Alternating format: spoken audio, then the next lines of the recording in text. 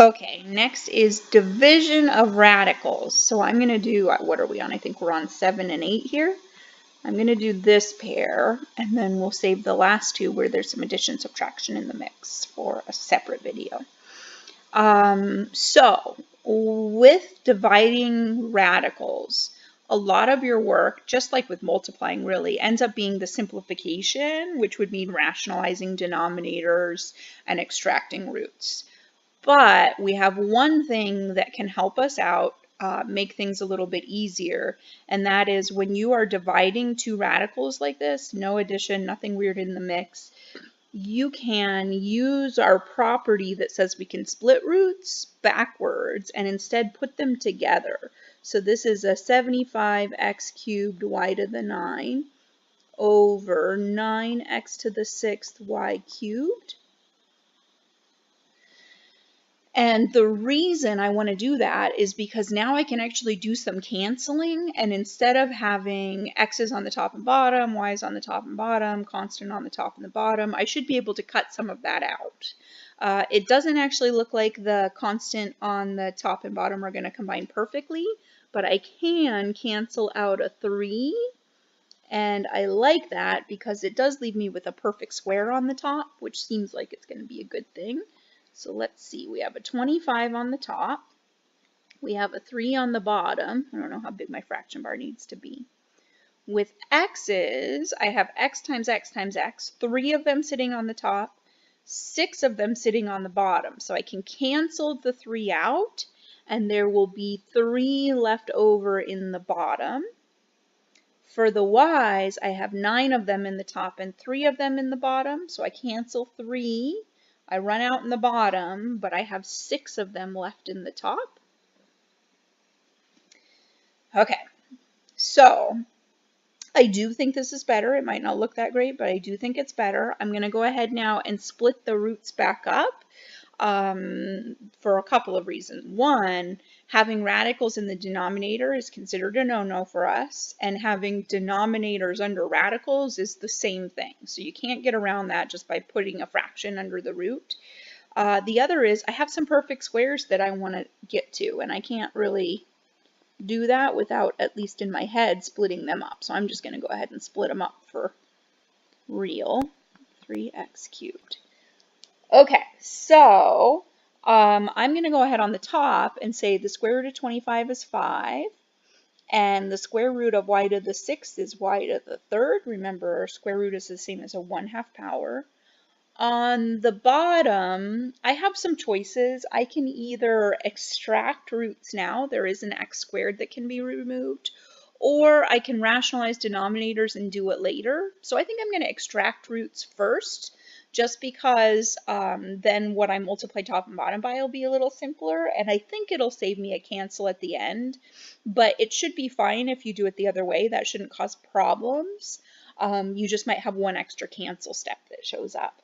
So what I'm thinking is that I can split this into x squared times x times 3, and I'm just going to put the x and the 3 together, times 3x.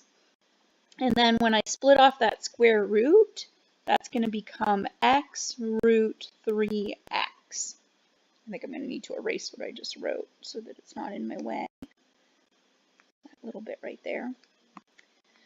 Okay, so I'm done with any division that was going to happen really, but I do have to rationalize the denominator. So to get rid of a square root, you have to build the perfect square, which means multiply by itself. Some people want to multiply by x root 3x. I get the temptation, but we're not trying to get the x, this x, out from under a square root. It's already there, so there's no reason to do anything with that. Just leave it alone. Again, if you do that, it's not going to be the end of the world, but you will have to cancel it back out in the end. So I end up on the top with 5y cubed times the square root of 3x, and on the bottom, I end up with x times 3x. The square root of 3x squared is just going to leave us 3x. And I guess I make myself do one more step by writing it that way. The one more step, cubed, is combining those two x's and saying this is a 3x squared in the bottom. And that looks great. That's as good as it's going to get. Completely happy with it.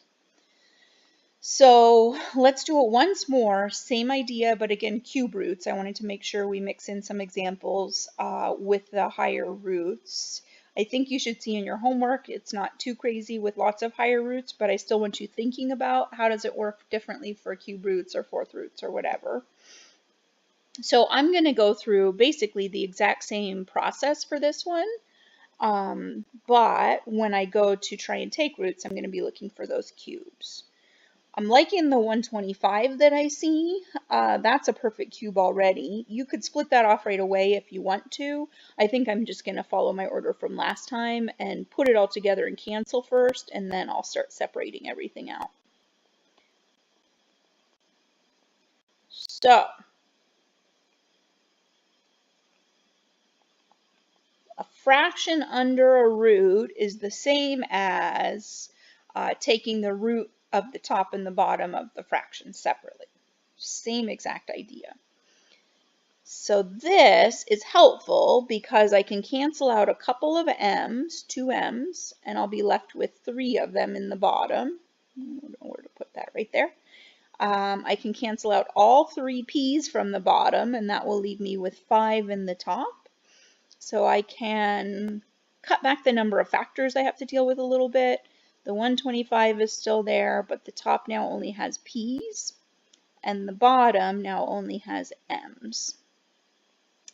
I think I'm actually going to get a little lucky on this one. I have some really nice, I'm not going to have to rationalize the denominator because that denominator is already a perfect cube. And in fact, even in the top, one of my factors is already a perfect cube. So I'm going to start my splitting. I'll have a little bit more to do. You can dive right into splitting up the p right now if you want as well, but I'm just going to save it for one step. P to the 5th. And on the bottom, I have a cube root of m to the 3rd. So the cube root and the cube cancel here. 125 is 5 cubed, so the cube root and the cube will cancel there. And I have 5 times the cube root of p to the 5th power over m. So my very last step will just be to extract p cubed out of that root. So I'm going to say p to the 5th is the same as p cubed times p squared. So the 5's still hanging out in front. I'm going to have a cube root of p cubed times a cube root of p to the 2nd over m. The cube root and the cube cancel, so I get 5p times the cube root of p squared over m.